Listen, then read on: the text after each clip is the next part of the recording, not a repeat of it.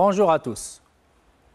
Aujourd'hui, on va faire une deuxième séance de révision destinée aux 4e année sciences expérimentales, thème géométrie dans l'espace. Donc, exercice numéro 1. Voici l'énoncé de l'exercice. Dans l'espace rapporté à un repère orthonormé OIJK, on considère les points A de coordonnées 1, 2, moins 1, B de coordonnées 2, 0, moins 2, C de coordonnées moins 1, 1, 1. Première question petit a. Déterminer AB vectoriel AC et déduire que les points A, B et C ne sont pas alignés. Soit P les plans déterminés par les points A, B et C. Montrer qu'une équation cartésienne du plan P est x plus z égale à 0. Donc, ces deux questions-là, ce sont des questions très classiques. Deuxièmement, soit delta à la droite du système d'équations paramétriques suivant. Delta d'équation paramétrique x égale à alpha plus 1, y égale à 2 et z égale à alpha moins 1 avec alpha étant réel. Petit a, vérifie que A est un point de delta. Donc, il suffit de trouver la même valeur de alpha pour les x, les y et z de coordonnées des points A.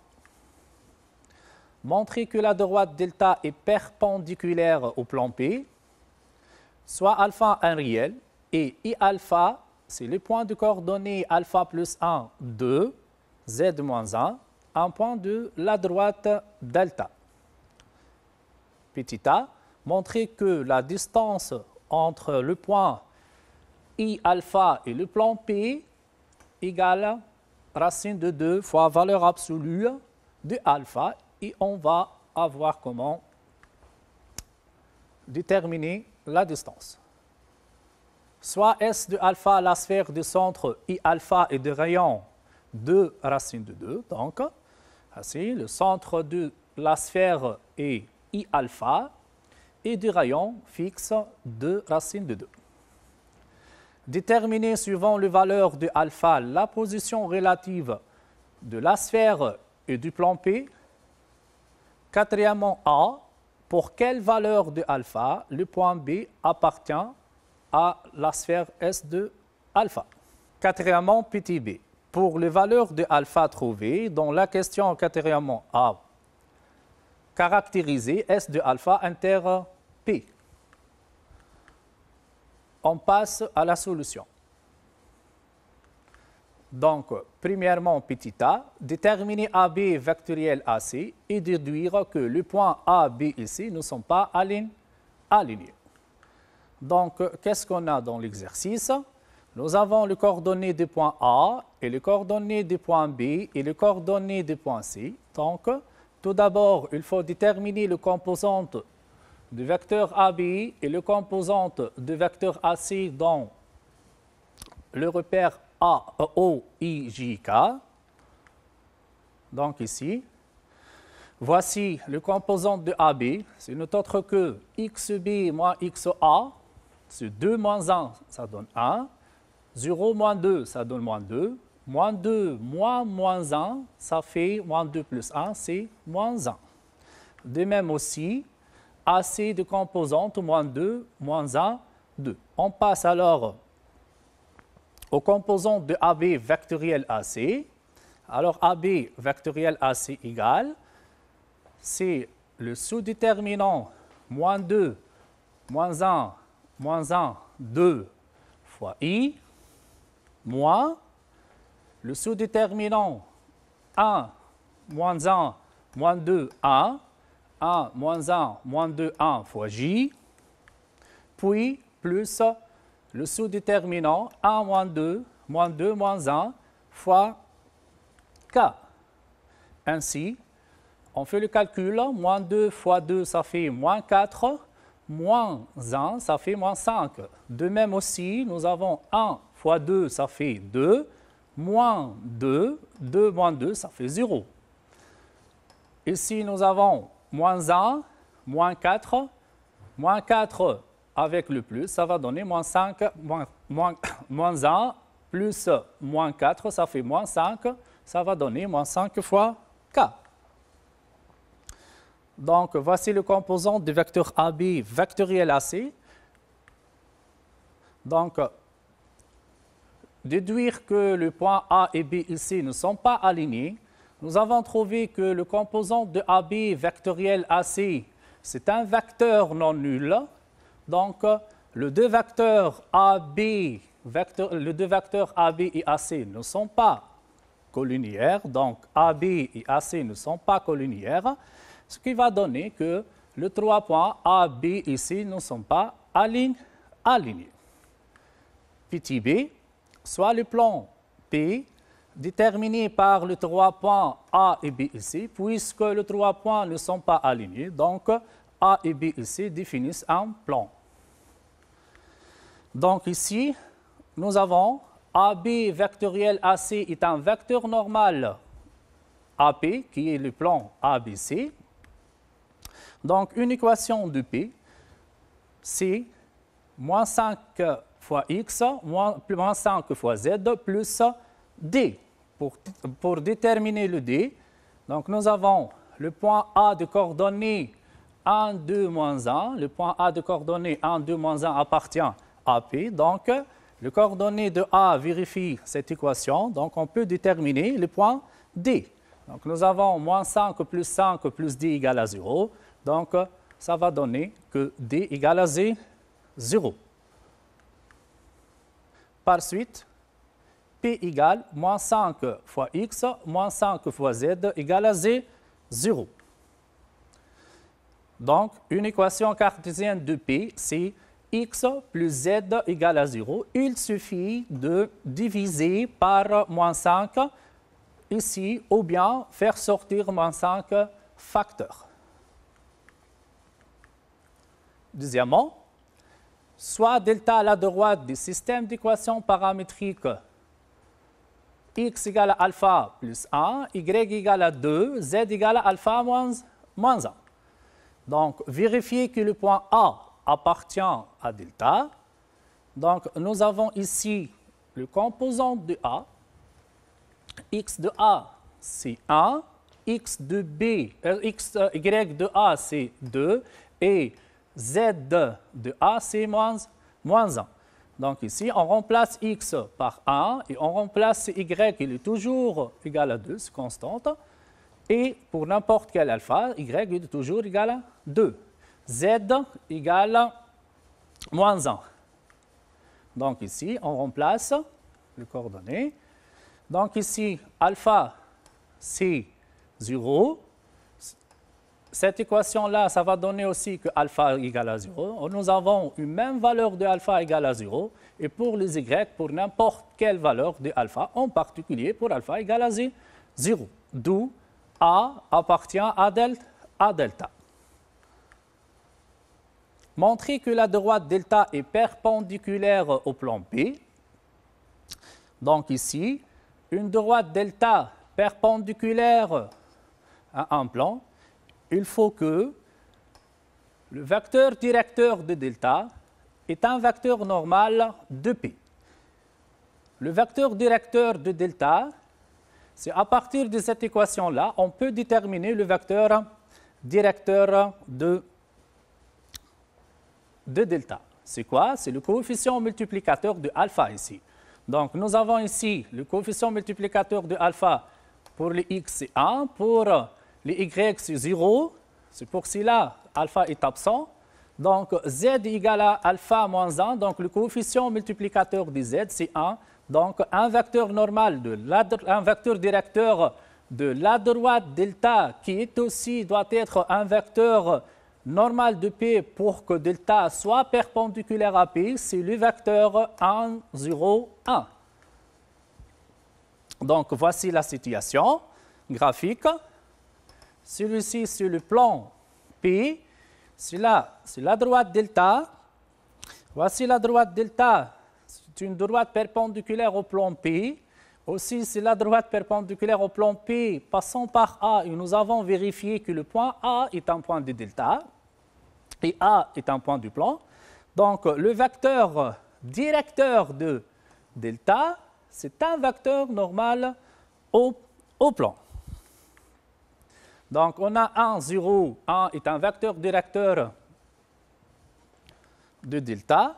C'est aussi un vecteur normal de P, puisque P d'équation x plus z égale à 0. Donc, le vecteur normal de P, c'est 1, 0, 1, d'où delta est perpendiculaire à P. Troisièmement, soit alpha un réel, et alpha de coordonnées alpha plus 1, 2, alpha moins 1, un point de delta. Donc, si on varie alpha, le point I appartient à delta. Donc, le point I décrit toute la droite delta. Donc, nous avons une infinité de points I alpha selon alpha. Montrer que la distance entre I alpha et P égale à racine de 2 fois valeur absolue de delta. Donc, nous avons la distance du point A au plan P et le réel positif AH, noté DAP, c'est la distance entre le point A et le plan P, est telle que, avec cette formule-là, on peut calculer la distance entre le point A et le plan P. Qu'est-ce qu'on a dans cette formule? Nous avons ici presque l'équation de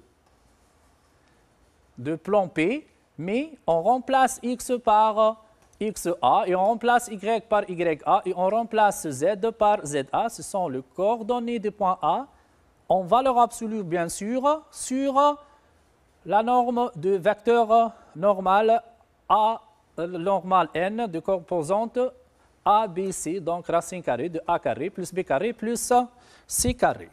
Donc, pour calculer la distance entre I alpha et P, donc il suffit de remplacer les composantes du point I dans l'équation du plan P. Donc nous avons ces valeurs absolues de alpha plus 1 plus alpha moins 1 sur la norme de 1 au carré plus 1 au carré. Après tout calcul fait, nous avons alpha plus alpha, c'est 2 alpha. Alpha moins 1, ça fait plus 1 moins 1 vont être simplifiés sur racine de 2. Donc, voici en valeur absolue de 2 alpha, 2 est positive, donc ça fait 2 fois valeur absolue de alpha. 2 sur racine de 2, ça va donner racine de 2 fois valeur absolue de alpha, ce qui est demandé dans la question. B. Soit S de alpha la sphère de centre I alpha et des rayons fixes de racine de 2. Donc, déterminer, suivant les valeurs de alpha, la position relative de la sphère et du plan. Bien sûr, c'est la sphère S de alpha. Donc, nous avons ici section plane d'une sphère. Soit S une sphère de centre I et de rayon grand R et P un plan de l'espace E. On désigne par H le projeté orthogonal du plan I du point I sur le plan P et on pose D, c'est la distance entre I et le projeté orthogonal de I sur le plan. Donc, si cette distance-là est supérieure à R, si la distance est supérieure à R, donc la sphère et le plan sont disjointes. Voici la sphère et le plan. Donc ici, alors l'intersection, c'est le vide. Et on dit que P et S sont disjointes. Donc, la sphère est ici et le plan est là. Donc, la distance entre le centre de la sphère et le plan P est supérieure au rayon de la sphère. Alors là, on dit que P et S sont disjointes. Voici une figure pour expliquer. Donc, voici la sphère S, le centre I de la sphère. Celui-là, c'est le rayon de S. Celle-ci, c'est la distance entre le centre de la sphère et le projeté orthogonal de I sur le plan P. Voici, P et S sont disjointes. Donc, l'intersection, c'est le vide. Si la distance, c'est exactement le rayon de la sphère. Donc, ici, P et S ont un seul point commun. Donc, on dit que P et S sont tangentes. Donc, ici, voici la figure. Celle-là, c'est la sphère S. Le centre I, H est le projeté orthogonal de P. H, c'est le seul point de contact du plan P avec la sphère S.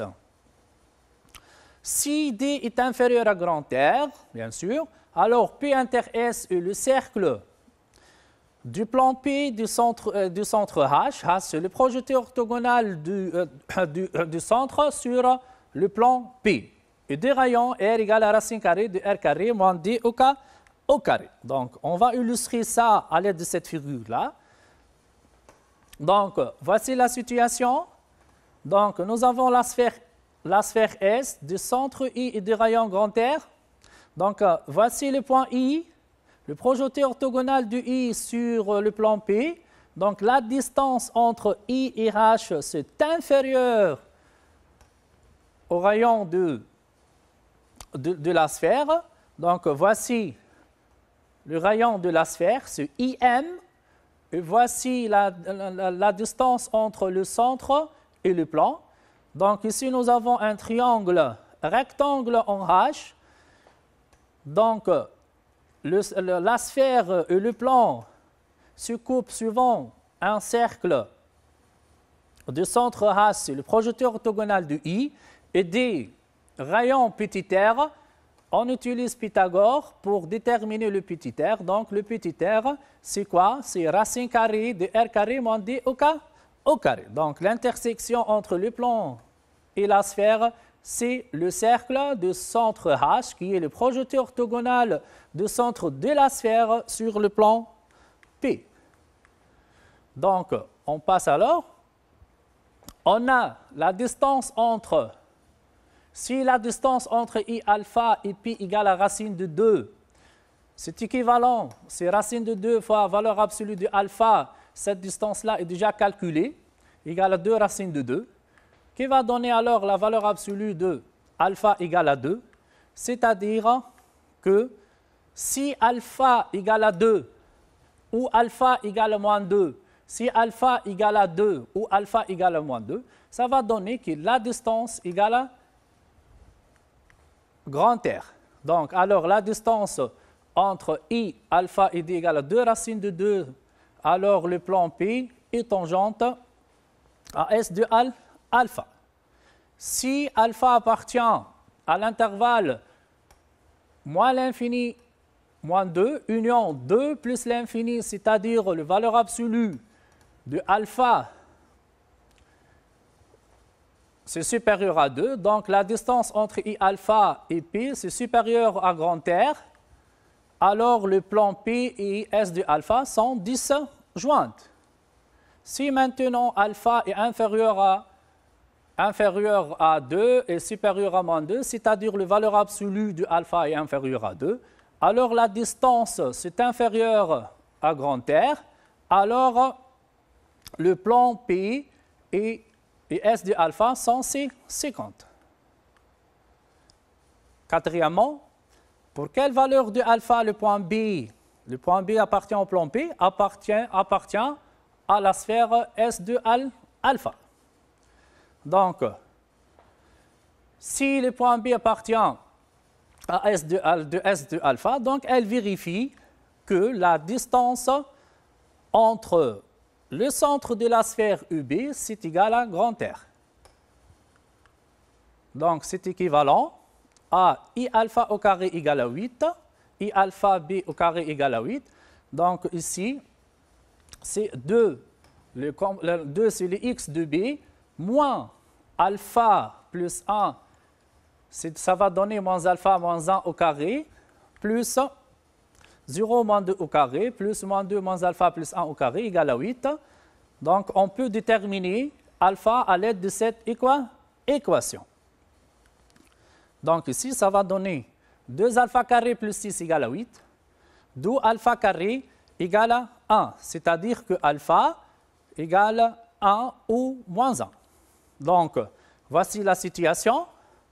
nous avons le plan P. Celle-là, c'est la sphère S1. Ici, c'est I1. Ici, c'est la sphère S-1. Ici, c'est I-1. Regardez ici, tout le monde, l'intersection de S1 avec le plan, ça va donner le cercle du centre A. Voici le point B. Appartient aux sphères S1 et aussi appartient aux sphères S-1. Pour les valeurs de alpha, trouvées dans la question 4e A, donc ici, caractériser S de alpha inter P. Qu'est-ce que ça veut dire caractériser S de alpha inter P? Nous avons trouvé que pour alpha égale à 1 et alpha égale à moins 1, le point B appartient à l'intersection, appartient à S de alpha. Donc, ici, nous avons moins 1 appartient à moins 2, 2. Donc, S de alpha inter P, c'est le cercle S1 du centre, le projeté orthogonal de I-1. Pourquoi cette intersection-là, ça donne le cercle C-1? Parce que la distance entre le centre S-1 et le projeté orthogonal, qui est le point A, de SI, de I de moins 1, inférieure au rayon de la sphère S1. Donc, l'intersection, c'est le cercle S1 du centre, le projeté orthogonal I-1, donc c'est A, puisque nous avons I de moins 1 appartient à delta, et nous avons vérifié que déjà le point I alpha appartient à delta, et delta perpendiculaire à P en A, donc A, c'est le projeté orthogonal de I-1 sur le plan P. Donc, voici la situation. Donc, nous avons la droite delta. Et ici, c'est le point I-1 qui appartient à la droite delta, puisque delta est perpendiculaire au plan. Donc, le projeté orthogonal de I-1, c'est le point A. Donc, A, c'est le centre du cercle C-1, l'intersection du plan P avec la sphère S-1. Alors, A est le projeté orthogonal de I-1 sur P. Donc, C-1 à l'aide de la formule de calcul de rayon du cercle C1, c'est racine carrée de la distance de grand R au carré moins la distance au carré. Donc, après tout calcul fait, on va trouver que petit r égale à racine de 6. Donc, le cercle C-1 sur le cercle de centre I-1 et du rayon racine de 6. Donc, S-1 inter P, c'est le cercle du centre A et du rayon racine de 6. On a aussi, pour alpha égale à 1, appartient à l'intervalle moins de 2. Donc, la sphère et le plan sont séquentes suivant le cercle C1. Donc, on va caractériser le cercle. Donc, nous avons C1 inter P et le cercle C1 du centre, le projeté orthogonal I1. Comme I1 appartient à delta et delta perpendiculaire à P en A, donc A, c'est le projeté orthogonal de I1 sur le plan P. Alors, A est le projeté orthogonal de I1 sur P. Donc, on va calculer le rayon du cercle C1 égale à racine carrée de grand R au carré moins la distance entre le centre de la sphère et le plan au carré. Donc, après calcul, ça va donner racine de 6. Donc, voici l'intersection C1 inter P, c'est le cercle du centre A et de rayon racine de 6. Donc, voici la situation. Donc, la droite delta est perpendiculaire sur le plan P. Et voici la sphère du centre I1, S1. Donc, la sphère S1 coupe le plan suivant le cercle du centre A et des rayons racine de 6. Aussi, on peut déterminer le rayon du cercle. C'est n'est autre que la distance AB. On peut déterminer le rayon ici. D'après cette illustration graphique, on peut déterminer le rayon, c'est la distance AB, puisque A appartient à B appartient à S1. Donc, l'espace est rapporté à un repère orthonormé direct de l'espace OIJK, il manque K ici. Donc, on considère le point A de coordonnées 0, moins 1, 0, et B de coordonnées 1, 1, 0, et C de coordonnées 0, 0, 1. Première question, petit a. Déterminer le composante du vecteur AB vectoriel AC, comme d'habitude. Donc, déduire que le point A et B ici définissent un plan. Vérifier qu'une équation cartésienne du plan P est 2x moins y plus z moins 1 égale à 0. On considère alors le plan Q d'équation x plus y moins 2z plus 1 égale à 0. Montrer que P et Q sont séquentes et que leur intersection c'est la droite de représentation paramétrique x égale alpha, y égale à 5 alpha moins 1 et z égale 3 alpha avec alpha un paramètre réel. Soit l'ensemble de points M de composantes x, y, z. Vérifions que x carré plus y carré plus z carré plus 2x moins 2z moins 4 tiers égale à 0.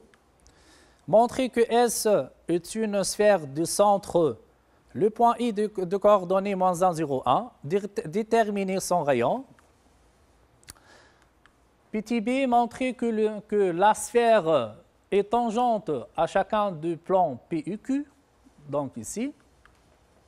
Quatrièmement, soit J et K le point de contact respectif de la sphère S avec le plan P et Q.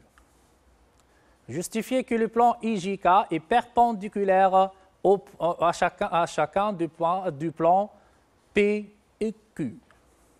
Montrer qu'une équation cartésienne du plan IJK, c'est x plus 5y plus 3z moins 2 égale à 0. Déterminer le coordonnées du point I. Déterminer le point I, c'est l'intersection du plan P, Q et IJK. Ici, c'est le point L, ce n'est pas le point Q. Le point L ici, pardon. Solution. Premièrement, petit a. Déterminer le composant du vecteur AB vectoriel AC. Donc, comme d'habitude, nous avons les coordonnées des points A et B ici, et on peut déterminer le composante de AB facilement, et aussi les coordonnées du vecteur, le composant du vecteur AC aussi facilement, d'où AB vectoriel AC, c'est le sous-déterminant, c'est 2, 0, 1, 1 fois I moins 1, 0, 0, 1 fois J, plus c'est 1, 2, 0, 1 fois K. D'où, celui-là, c'est 0, 1, pardon. Donc, AB vectoriel AC, c'est 2 moins 1, 1. Petit b, déduire que le point A et B ici définissent un plan. C'est une question indirecte ici, donc il suffit de démontrer que A et B ici sont non alignés. On a AB vectoriel AC égale à 2 moins 1, 1, différent du vecteur nul. Donc AB et AC ne sont pas collinéaires. D'où les points A et B ici ne sont pas alignés. Donc A et B ici définissent un plan. Donc voici A, B ici sont 3 points non alignés. Ainsi, les points A et B ici définissent un plan P. Vérifier qu'une équation cartésienne du plan P est 2x moins y plus z moins 1 égale à 0. Pour cette question, il suffit de vérifier que le coordonnées de point A et de point B et de point C vérifie cette équation-là. Regardez tout le monde. Nous avons A de coordonnées 0, moins 1, 0. On remplace x par 0 et z par 0 et y par moins 1. Moins 1, c'est 1. 1 moins 1, c'est 0. Donc, A vérifie cette équation. Aussi, le coordonnées du point B, elle vérifie aussi l'équation donnée. Donc, 2 fois 1, ça fait 2. Moins 1, ça fait 1. Moins 1, ça fait 0. Et le z égale à 0. Donc, vérifier. Le point C de coordonnées 0, 0, 1. Donc, x égale à 0, c'est 0. Z égale à 0, c'est moins 0. Et 1 moins 1, c'est 0. Donc, les 3 points ont de coordonnées qui vérifient cette équation-là. Et le plan P n'est autre que le plan ABC, puisque ABC sont 3 points non alignés. Donc, cette équation-là, c'est l'équation du plan P. Ou bien autrement, on a AB vectoriel AC, c'est le vecteur de composante 2 moins 1, 1, est un vecteur normal de P. Donc, P, cette équation des x moins y plus z plus d égale à 0. Or, le point A de coordonnées 0, moins 1, 0 appartient à P, donc on peut déterminer le D. Alors, 1 plus D égale à 0, d'où D égale à moins 1. Donc, c'est l'équation demandée, 2x moins y plus z moins 1 égale à 0. Deuxièmement, on considère le plan Q d'équation x plus y moins 2z plus 1 égale à 0. Montrer que P et Q sont 50 et que leur intersection, c'est la droite delta. Donc ici, soit NP, c'est le vecteur normal de P, c'est 2 moins 1, 1, est un vecteur normal de P. Et NQ, c'est le vecteur 1, 2 moins 1, c'est un vecteur normal de Q. Donc il suffit de montrer que ces deux vecteurs-là sont non collinéaires. Donc, ici, pour démontrer que ces deux vecteurs sont non collinéaires, il suffit de trouver un sous-déterminant d'ordre 2 différent des 0. Par exemple, le sous-déterminant 2 moins 1, 1, 1 égale 2 fois 1 moins 1 fois 1. Donc, ça va donner 2 plus 1, c'est 3 et 3 différents de 0. Donc, ces deux vecteurs-là, qui sont le vecteur normaux AP et Q, donc NP et NQ ne sont pas collinéaires. Montrer que P et Q sont 50 et que leur intersection, c'est la droite delta. Nous avons delta, c'est l'intersection de P et Q. N'importe quel point de coordonnées x, y, z appartient à delta, elle vérifie 2x moins y plus z moins 1 égale à 0. Aussi, l'équation de Q, c'est x plus y moins 2z plus 1 égale à 0. Maintenant, on va remplacer x par alpha. Donc, si x égale à alpha, on remplace ici maintenant ce x-là par alpha. Donc, x égale à alpha. Cette équation, ça va donner 2 alpha moins 1 plus z moins 1 égale à 0. Ici, c'est alpha plus y moins 2z plus 1 égale à 0. Alpha plus y moins 2z plus 1 égale à 0. Donc ici, nous avons cette équation-là. Il suffit de faire la somme entre cette équation et cette équation-là. 2 alpha plus alpha, ça va donner 3 alpha. Et moins y plus y, on simplifie par y. Et plus z moins 2z, ça va donner moins z. Et moins 1 plus 1 égale à 0. Donc ici, 0 plus 0, ça fait 0. Donc ici, nous avons cette équation-là, 3 alpha moins z égale à 0, ce qui va donner que z égale à 3 alpha. Donc ici, z égale à 3 alpha. Et y égale, c'est 2 alpha plus z moins 1. Maintenant, il suffit de remplacer le z par 3 alpha. On trouve que delta de représentation paramétrique, x égale à alpha, y égale à 5 alpha moins 1 et z égale à 3 alpha. Donc, ce qui est demandé. Troisièmement, soit S l'ensemble du point M de coordonnées x, y, z. Vérifions cette équation.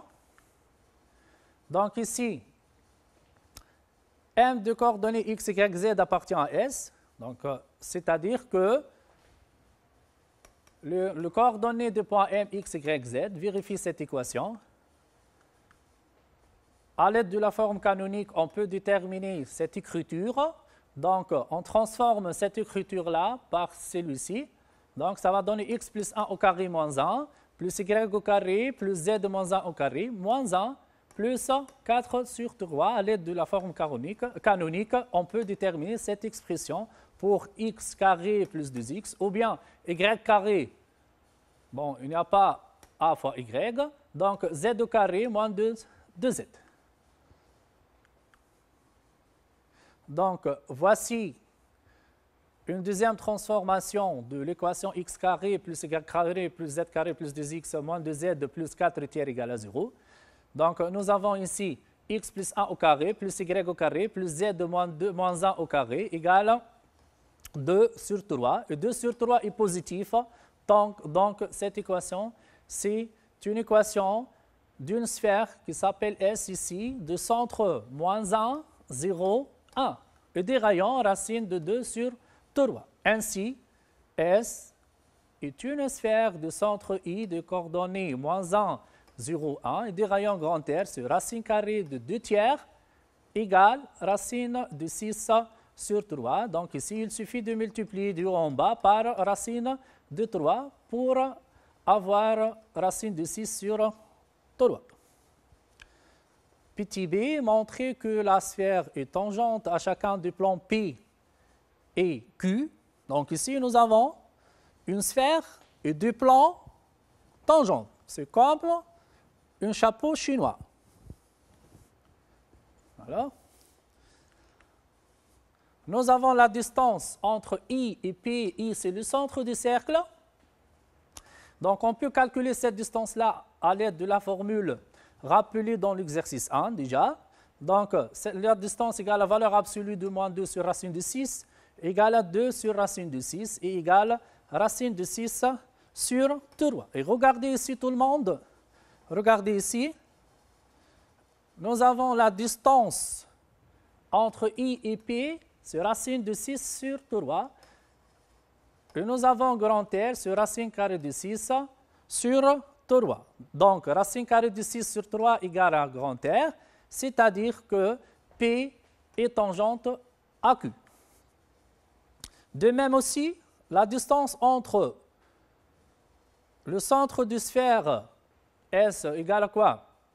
Égale à racine de 6 sur 3 égale à grand R. Donc, Q est tangente à S. Donc, voici la situation. Nous avons la sphère grand S de centre I. Voici le plan P et le plan Q.